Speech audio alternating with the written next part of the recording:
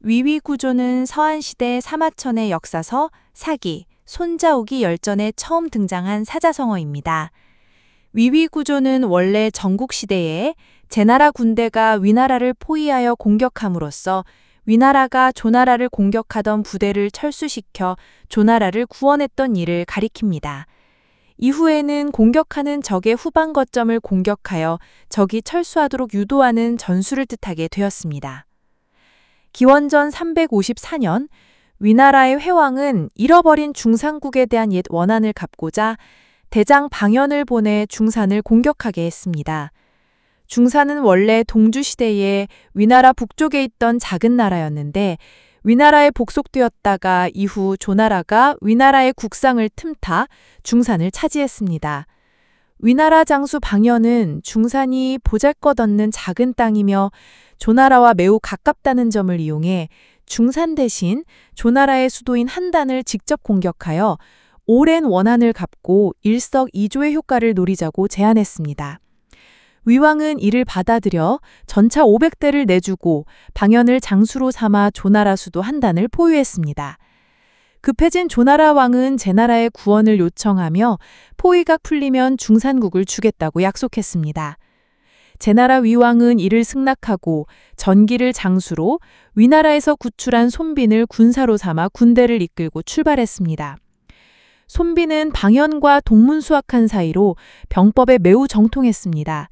과거 위나라 왕은 막대한 재물을 주고 손빈을 초빙했는데 당시 방연 또한 위나라를 섬기고 있었습니다. 방연은 자신의 능력이 손빈에 미치지 못한다고 여겨 그를 질투했고 독한 형벌로 손빈의 두 다리를 자르고 얼굴에 문신을 새겨 걷지도 못하고 남들을 보기도 부끄럽게 만들려 했습니다. 손빈은 미친 척 연기하여 다행히 제나라 사절의 도움으로 탈출해 제나라로 오게 되었습니다. 이것이 바로 방연과 손빈에 얽힌 옛이야기입니다. 전기와 손빈이 군대를 이끌고 위나라와 조나라의 경계에 도착했을 때 전기는 조나라 한단으로 진격하려 했습니다. 손빈은 이를 만류하며 말했습니다. 얽히고 설킨 실타래를 풀 때 주먹으로 내리치면 안 되며 사음을 말릴 때 직접 사음에 끼어들면 안 됩니다. 분쟁을 해결할 때는 요점을 파악하고 허점을 노려야 합니다. 그러면 양측이 서로를 견제하게 되어 자연히 갈라지게 됩니다.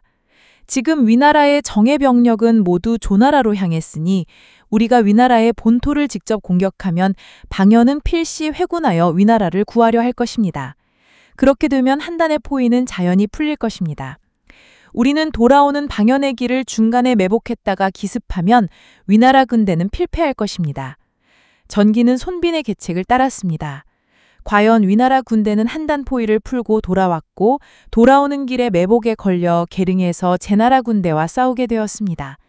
장거리 행군으로 지쳐있던 위나라 부대는 오합지졸이 되어버렸습니다. 방연은 겨우 남은 병사들을 수습하여 대량으로 퇴각했습니다. 제나라 군대는 대승을 거두었고 조나라의 위기도 풀리게 되었습니다. 이것이 바로 역사적으로 유명한 위위 구조의 이야기입니다. 그로부터 13년 후 제나라와 위나라 군대가 다시 전투에서 맞붙게 되었고 방연은 손빈의 매복에 또다시 걸려들어 자신의 지혜가 다했다는 것을 깨닫고 자결했습니다. 손빈은 이로써 천하의 이름을 떨쳤고 그의 병법은 후세에 전해졌습니다. 손빈은 위나라의 본토가 비어있다는 점을 정확히 간파하고 위나라의 허점을 파고드는 방법을 생각해냄으로써 조나라를 구원하는 목적을 달성했습니다. 이처럼 실제 상황은 피하고 허점을 노려 핵심을 공격하는 것이 위기를 해결하는 좋은 방법임을 보여줍니다. 이는 우리 생활에서도 때때로 어려움을 정면으로 맞서 해결되지 않을 때 역발상으로 문제의 근원에서 해결책을 찾는 것이 더 효과적일 수 있다는 것을 보여줍니다.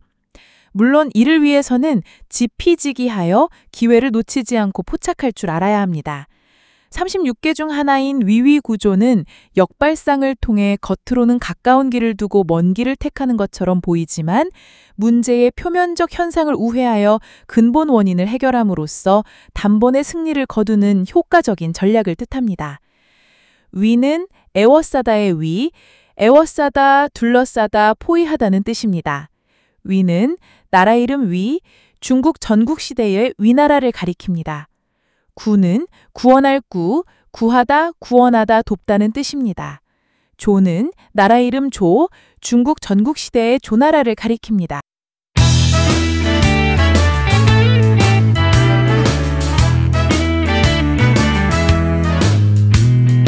위나라를 포위해서 조나라를 구한다. 바로 위위 구조에 대해 좀 깊이 파고들어 보려고 합니다. 이 오래된 지혜가 어떻게 작동하는지, 또 오늘날 여러분께 어떤 의미를 줄 수 있을지 같이 보시죠. 때는 기원전 354년 중국 전국시대입니다.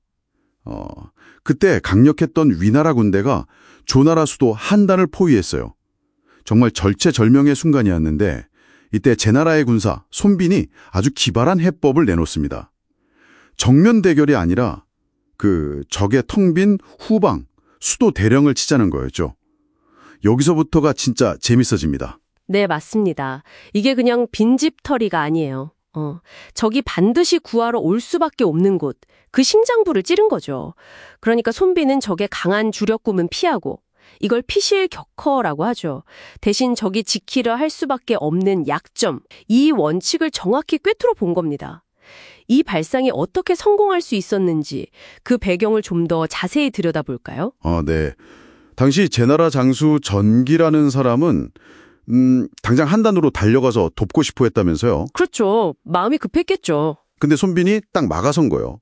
위나라 정예 병력은 전부 한단에 가 있으니 수도 대량은 통 비어 있을 거다. 거길 치면 그 위나라 군대가 당황해서 지친 채로 돌아올 수밖에 없다.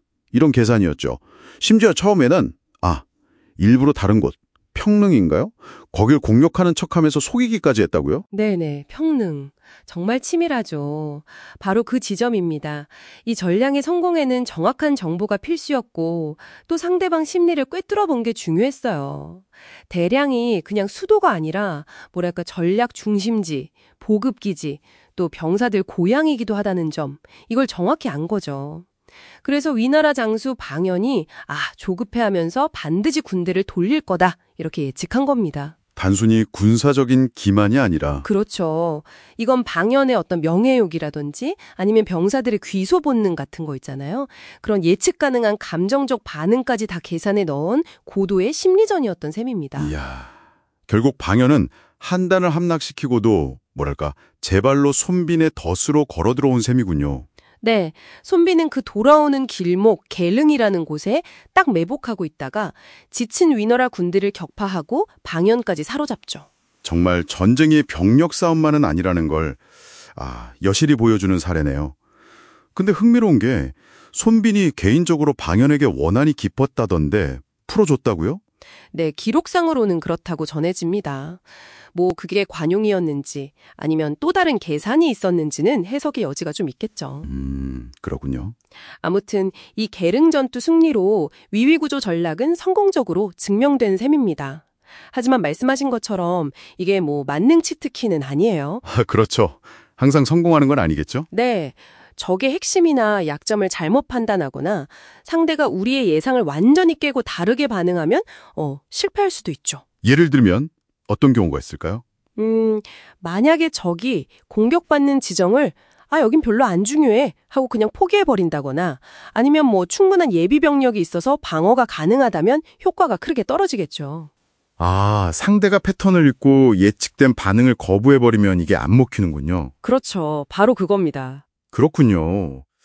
이 실패 사례들이 오히려 이 전략의 핵심을 더 잘 보여주는 것 같아요. 그러니까 상대의 약점 그리고 예측 가능한 반응을 정확히 이용해야 한다는 그 중요성이요. 네, 맞습니다. 하지만 이 근본적인 원칙 자체는 현대에도 여전히 강력하게 살아 숨쉬고 있는 것 같아요. 그렇죠. 물론입니다. 군사적으로는 뭐 비대칭 전략으로 적의 좀 취약한 기반 시설이나 지휘체계 이런 데를 노리는 식으로 응용되고요. 비즈니스에서도 많죠.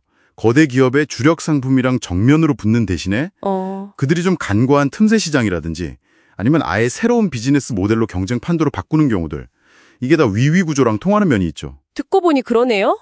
정치나 외교 협상에서도 충분히 쓸 수 있겠어요.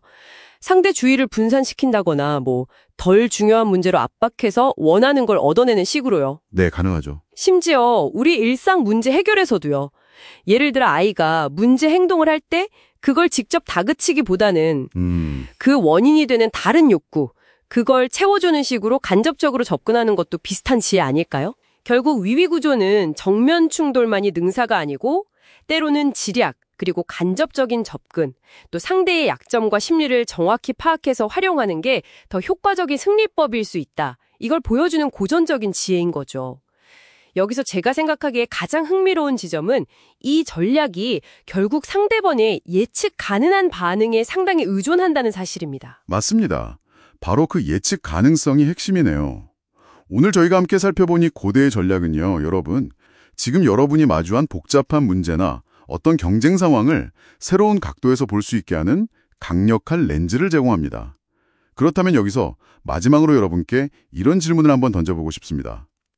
만약에요, 여러분의 경쟁 상대가 여러분의 이런 위위 구조 같은 간접적인 전략 패턴을 이미 간파하고 있다면 여러분은 어떻게 그 예측을 다시 깨고 주도권을 되찾아올 수 있을까요?